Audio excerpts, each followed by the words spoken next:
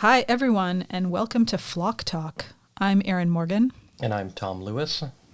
And we work for the farmer members of the Ontario Sheep Farmers Organization.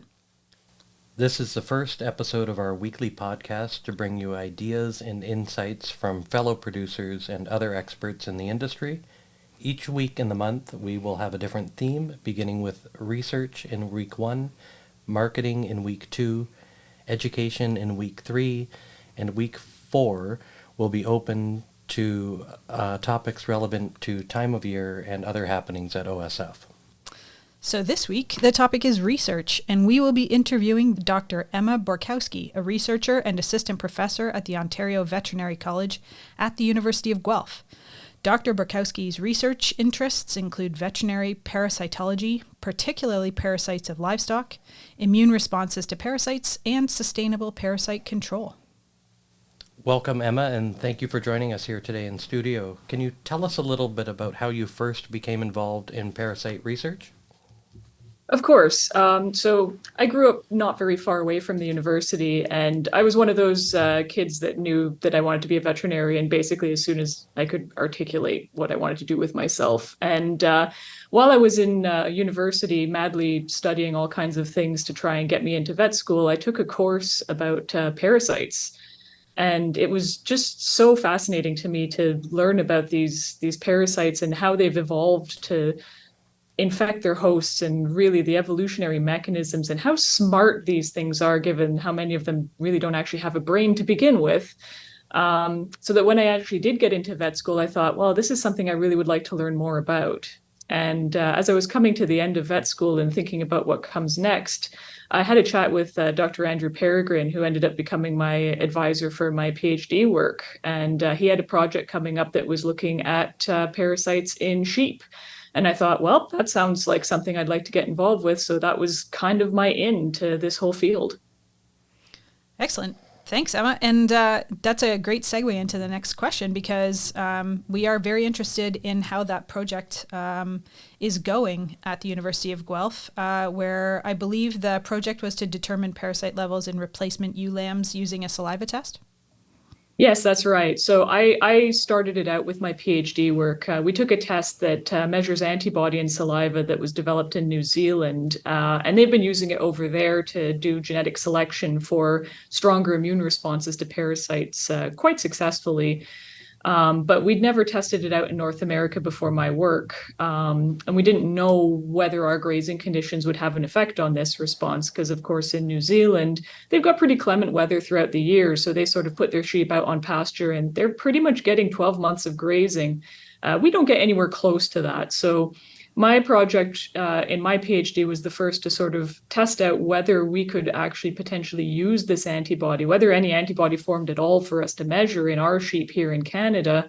And our results were promising enough that right now, Dr. Peregrine is sort of spearheading the follow-up project with another PhD student now, who's finished up going on to 20 different sheep farms to see whether what I found on this one farm could apply to some other farms more widely. So we've got different farms, slightly different management practices between them, different breeds as well, to make sure that this actually does work. So the PhD student, has just finished his second year of collecting all of his samples and is going to be very much into analyzing this to see whether we do actually have a good test that can be useful for genetic selection. We think we're very optimistic, but he's working on getting the data to help back it up.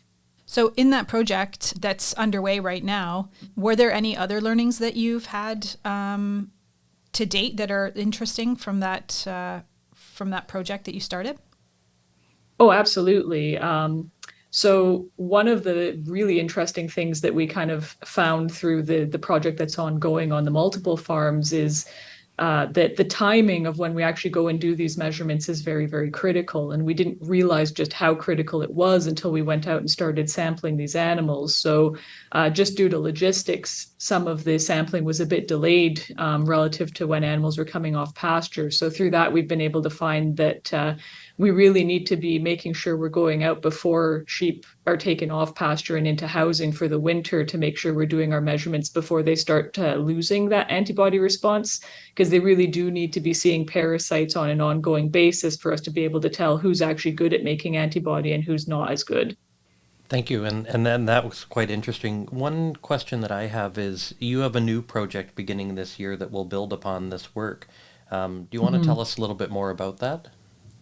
Sure. So I'm really excited to try and start working with the folks out at the Omafra Sheep Research Station out in Ponsonby, because this Carla test, the antibody saliva test that we have, is a very, very good test. And we're really hopeful that it's going to be great for sheep farmers here in Ontario to do genetic selection.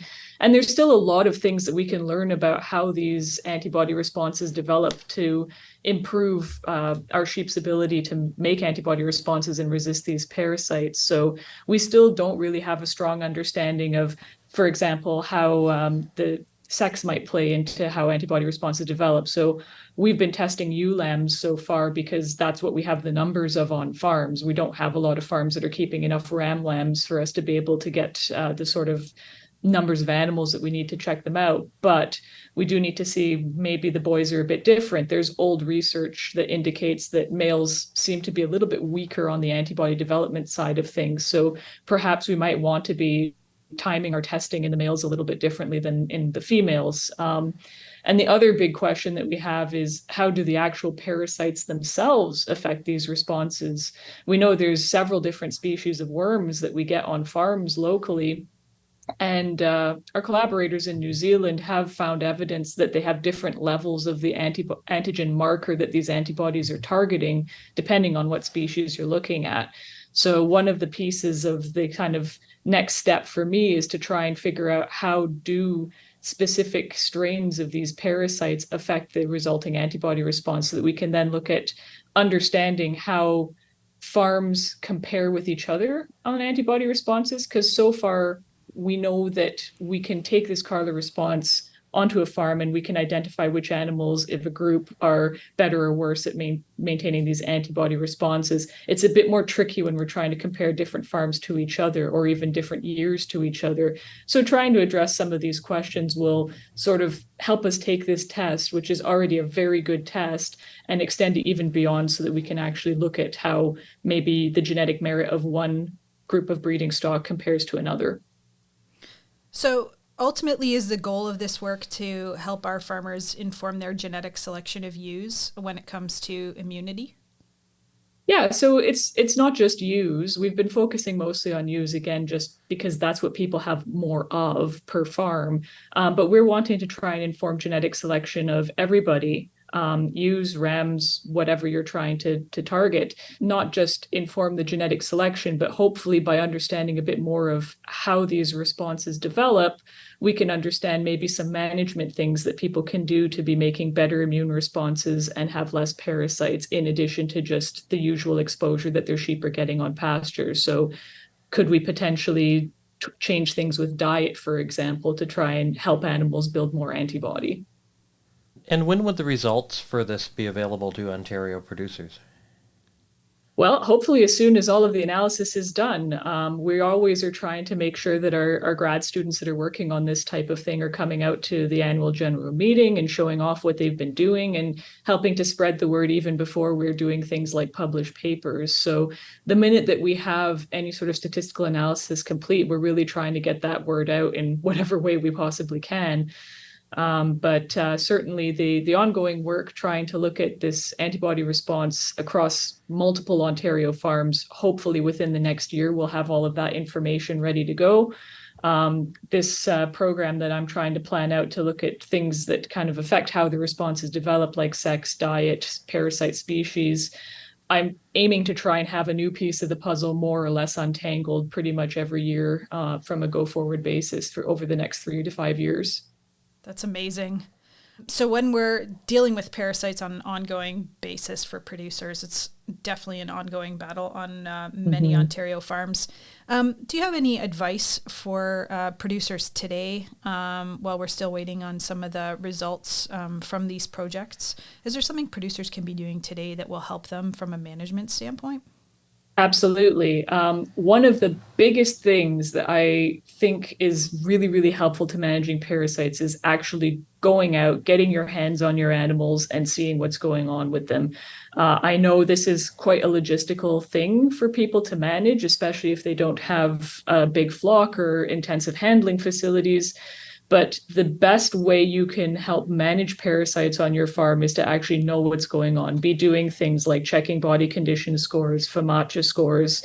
If you have the capacity, we've been working together. Actually, Ontario Sheep has been working with me in the past years to get this fecal egg count training sessions set up to actually help producers learn how to do their own direct monitoring and counting parasite eggs in samples from their sheep. So these are all things to consider. They do take a lot of time, but ultimately, the more that you know about what's going on with parasites, the sooner you can intervene to try and help limit the effect on your animals. And you're going to be saving in the long run by reducing risk of animals either getting sick or dying, and also losing that productivity hit that they take when they've got burdens that maybe you can't see clinically just by looking at them from a distance.